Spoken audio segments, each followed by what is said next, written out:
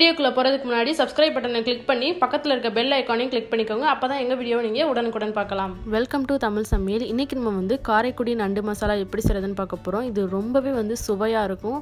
ரொம்பவே வந்து சுலபமாவும் பண்ணிடலாம். இப்போ எப்படி செய்யறதுன்னு பார்க்கலாம் வாங்க.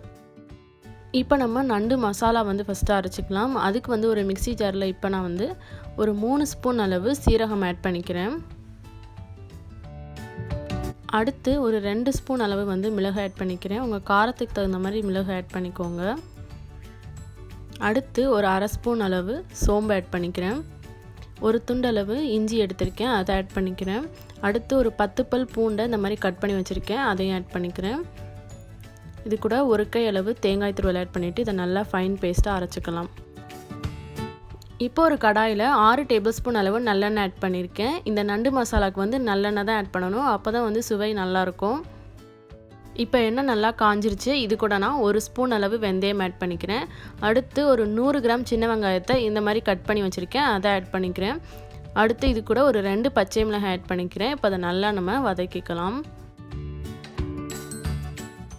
இப்போ இது கூட ஒரு தக்காளி, நல்லா பழுத்த தக்காளியாக கட் பண்ணி எடுத்துருந்தேன், அதை ஆட் பண்ணிக்கிறேன். இதுவும் நல்லா இப்போ வதங்கட்டும்.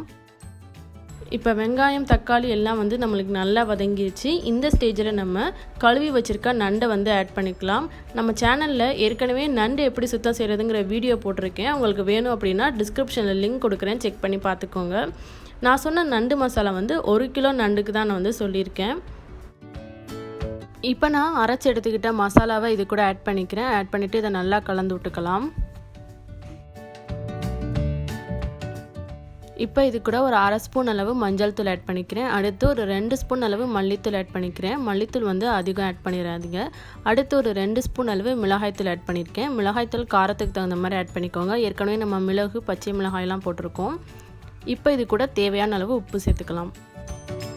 இப்போ இந்த ஸ்டேஜில் இது கூட கொஞ்சமாக தண்ணீர் ஆட் பண்ணிக்கலாம். நம்ம இன்றைக்கி கிரேவி தான் வைக்க போகிறோம், அதனால் ரொம்ப தண்ணீர் ஆட் பண்ணணும்னு தேவையில்லை. தண்ணீர் ஆட் பண்ணிவிட்டு இதை ஒரு மூடி போட்டு 10 நிமிஷத்துக்கு மூடி வச்சிடலாம். இப்போ 10 நிமிஷம் ஆகிடுச்சு. நான் வந்து மூடியை ஓப்பன் பண்ணிவிட்டேன். அவ்வளோதான், நம்மளுக்கு ரொம்பவே சுவையான காரைக்குடி நண்டு மசாலா ரெடி ஆகிடுச்சு. அவ்வளோ அட்டகாசமாக இருக்கும். ஸோ கண்டிப்பாக அதை ட்ரை பண்ணி பார்த்துட்டு எப்படி இருந்துச்சுன்னு உங்களுடைய கமெண்ட்ஸை கமெண்ட் செக்ஷனில் ஷேர் பண்ணுங்கள். இந்த வீடியோ பிடிச்சிருந்துச்சு அப்படின்னா லைக் பண்ணுங்கள், மற்றவங்களும் பார்க்கணும்னு நினச்சா ஷேர் பண்ணுங்கள். அண்ட் மறந்துடாமல் தமிழ் சமையலை சப்ஸ்கிரைப் பண்ணிவிட்டு பக்கத்தில் இருக்க பெல் ஐக்கானை கிளிக் பண்ணிக்கோங்க. தேங்க்யூ.